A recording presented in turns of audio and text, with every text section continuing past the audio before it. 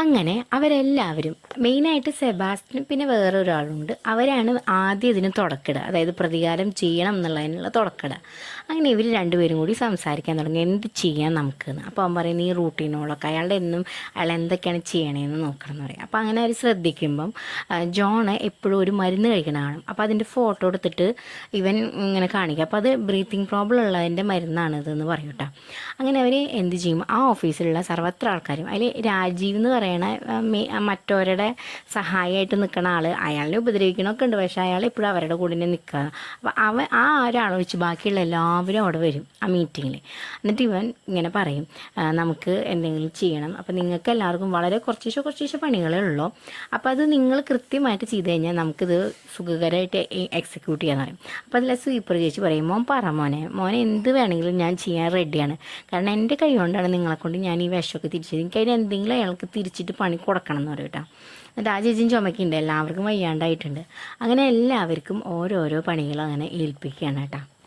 അപ്പോൾ സെക്യൂരിറ്റി ചേട്ടനോട് പറയേ, അവിടുത്തെ പൈപ്പ് കാറ് കയറി പൊട്ടിയിട്ട് പുതിയ പൈപ്പ് മേടിപ്പിക്കണം. എന്നിട്ട് ഈ പഴയ പൈപ്പ് ഉണ്ടല്ലോ, അത് CO2 സ്റ്റോറേജ് പറയണ ആ കൂടിൻ്റെ മുകളിൽ, CO2 സ്റ്റോറേജ് പറയുന്നത് കാർബൺ ഡൈ ഓക്സൈഡിൻ്റെ, അത് അവിടെ ഈ ഫയർ അലാം വരുമ്പോൾ തീപിടുത്തം ഉണ്ടാകുമ്പോൾ അടിക്കാൻ വേണ്ടിയിട്ട് കാർബൺ ഡൈ ഓക്സൈഡിൻ്റെ ഇത് ഉണ്ടാവുമല്ലോ അവിടെ, സേഫ്റ്റി മെഷേഴ്സ്, ആ സംഭവം അതൊരു കൂട് പോലെ ഉണ്ടാക്കിയിട്ട് അതിലാണ് വെച്ചേക്കുന്നത്. അപ്പോൾ അതിൻ്റെ മുകളിൽ പൈപ്പ് കൊടുന്ന് വെക്കാൻ പറയും. പിന്നെ സെബാസ്റ്റ്യൻ എന്ന് പറയുന്ന സ്റ്റാഫ് എന്ത് ചെയ്യും, അവൻ കാറിലാണ് ഡെയിലി വരുന്നത്, ആ കാറ് ഈ CO2 സ്റ്റോറേജിൻ്റെ തൊട്ടില്ല എന്നുള്ള പോലെ പാർക്ക് ചെയ്ത് വെക്കുക, അതാണ് അവനുള്ള പണി. പിന്നെ കഥ തുടങ്ങുമ്പോൾ ആദ്യം പറഞ്ഞില്ലേ നേരം വൈകിട്ട് ഒരാൾ വന്നു എന്നുള്ളത്, അവൻ എന്ത് ചെയ്യുന്നറിയോ, ഫോൺ വിളിക്കണ പോലെ അഭിനയിച്ചിട്ട് CCTV ഇല്ലാത്ത ഭാഗത്തേക്ക് വന്നിട്ട് ഈ കാറിൻ്റെ മുകളിൽ കയറി മേലേക്ക് പോയിട്ട് എന്ത് ചെയ്യും, ഈ ജോൺ സാറിൻ്റെ ബാത്റൂമിലേക്ക് വെൻറ്റിലേഷൻ ചെയ്തിട്ടുണ്ടാവുമല്ലോ, ഈ ഇത് വരാൻ വേണ്ടിയിട്ട്, കാറ്റും ഇതൊക്കെ വരാൻ വേണ്ടിയിട്ടുള്ള വെൻറ്റിലേഷൻ ചെയ്തിട്ടില്ല, ആ ഭാഗത്ത് ചെന്നിട്ട് അവിടെ ഒരു ബലൂൺ മുറിച്ചിട്ട് ആ ഹോള് അവൻ ഫുള്ളായിട്ട് കവർ ചെയ്തിട്ട് ഈ പൈപ്പ് കൊണ്ടുവന്നതുണ്ടായിരുന്നില്ലേ, അത് CO2 ആ കാർബൺ ഡൈ ഓക്സൈഡിൻ്റെ കുറ്റിയായിട്ട് കണക്ട് ചെയ്ത പൈപ്പ് എടുത്തിട്ട് ഇതിൻ്റെ ഉള്ളിലേക്ക് കയറ്റും. ഈ ബലൂണിൻ്റെ മറ്ററ്റത്ത് കയറ്റിയിട്ട് അവൻ അവിടെ നിന്ന് ഇറങ്ങിപ്പോവും. പിന്നെ ക്ലീനിങ് ചേച്ചിയോട് പറയും, ജോൺ സാറിൻ്റെ ഓഫീസിലിരിക്കണ കോഫി മെഷീനിൽ എന്തെങ്കിലും ഒരു തുണി പോലെ, തുണിയല്ല, ഒരു പേപ്പർ എന്തെങ്കിലും വെച്ചിട്ട് ആൾ ഓണാക്കുമ്പോൾ മേലേക്ക് തെറിക്കണ പോലെ സെറ്റപ്പ് ചെയ്തോളൂ, എന്നാലാണ് ബാത്റൂമിൽ കയറുള്ളൂ, അപ്പോഴാണ് നമുക്ക് നമ്മുടെ പ്ലാനൊക്കെ നടക്കാൻ പറ്റുള്ളൂ എന്ന് പറയും. വേറൊരു കുട്ടിയോട് പറയും, CCTV ക്യാമറയിൽ പെടാണ്ട് ആളുടെ ബാത്റൂമിൻ്റെ ഉള്ളിൽ നിന്ന് ലോക്ക് ചെയ്യുക, എന്നാൽ ഫുള്ളായിട്ട് ലോക്കാവാണ്ടിരിക്കുക, അതുവരെ ഫുള്ളായിട്ട് ലോക്കാവാണ്ടിരിക്കുക ഒരു പേപ്പർ കഷ്ണം അതിൻ്റെ ഇടയിൽ വയ്ക്കുക. അപ്പോൾ ജോൺ സാർ തുറക്കുമ്പോൾ ഈ പേപ്പർ കഷ്ണം നിലത്തേക്ക് വീഴും, പിന്നെ വാലടയ്ക്കുമ്പോൾ പിന്നെ തുറക്കാനും പറ്റില്ല, അത് ലോക്ക്ഡായി പോകും. അപ്പോൾ അത് ലോക്കായിട്ട് ഇരിക്കാൻ വേണ്ടിയിട്ട് ഒരു തരം അവർ തന്നെ ഒരു ഇർക്കിൾ സൈഡ് പോലെ ഒരു പിന്ന് ഉണ്ടാക്കിയിട്ടുണ്ടാവും, അത് അതിൻ്റെ ഉള്ളിൽ കയറ്റി വയ്ക്കുക.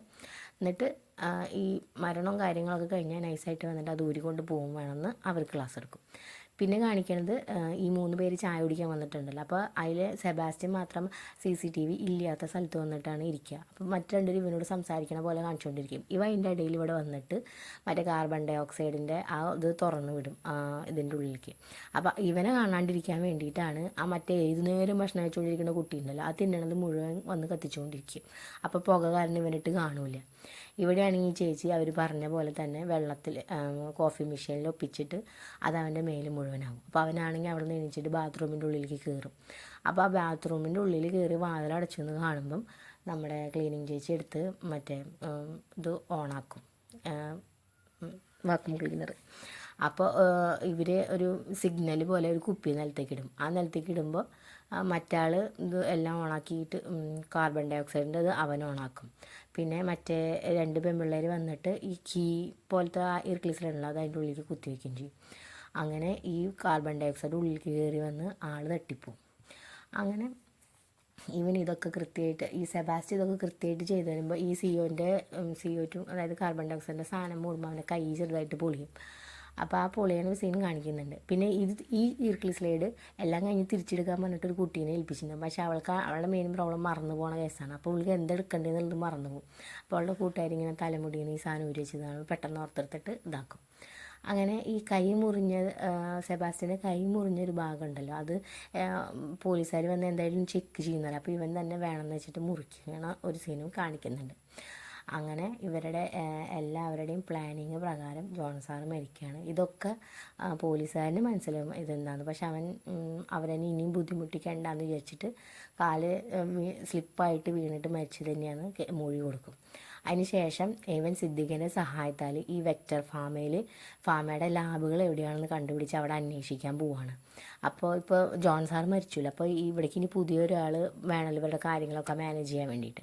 അപ്പോൾ അതിന് വേണ്ടിയിട്ട് അവൻ്റെ പാർട്ട്ണറായിട്ടുള്ള സണ്ണി വെയിൻ വരികയാണ്. അപ്പോൾ ഇവർക്ക് മനസ്സിലായിട്ടുണ്ട് സണ്ണി വെയിനും ഇവരൊക്കെ ഒരൊറ്റ ടീമാണെന്ന് മനസ്സിലായിട്ടുണ്ട്. അപ്പോൾ ഇവനെ കൊല്ലാൻ വേണ്ടിയിട്ട് അവരെല്ലാവരും അടുത്തൊരു പ്ലാൻ ചെയ്തിട്ട് അവനെങ്ങനെ രൂക്ഷമായിട്ട് നോക്കുന്ന ഒരു സീനിലാണ് ഈ സിനിമ നിർത്തിയിരിക്കുന്നത്. എനിക്ക് ഈ പടം വളരെ ഇഷ്ടമായി. നിങ്ങൾക്കും ഇഷ്ടമായോ?